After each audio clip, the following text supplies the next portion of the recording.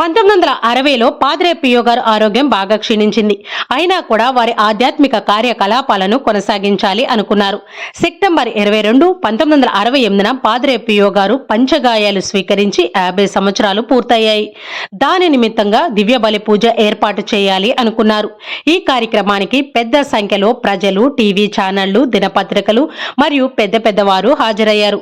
పాద్రే పియో గారు ఆఖరి దివ్య బలి పూజ చేస్తూ ఉండగా బాగా బలహీనమైపోయారు. పూజ ముగిసిన తర్వాత బలిపీఠం మెట్లపైన నడుస్తున్నప్పుడు దాదాపుగా ఒక్కసారిగా కుప్పకూలిపోయారు.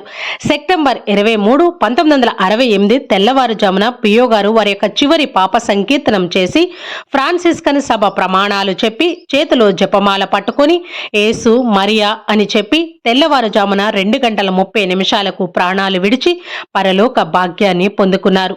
పాద్రే పియో గారికి పాప సంకీర్తనం చేయడమన్నా వినడమన్నా చాలా ఇష్టం.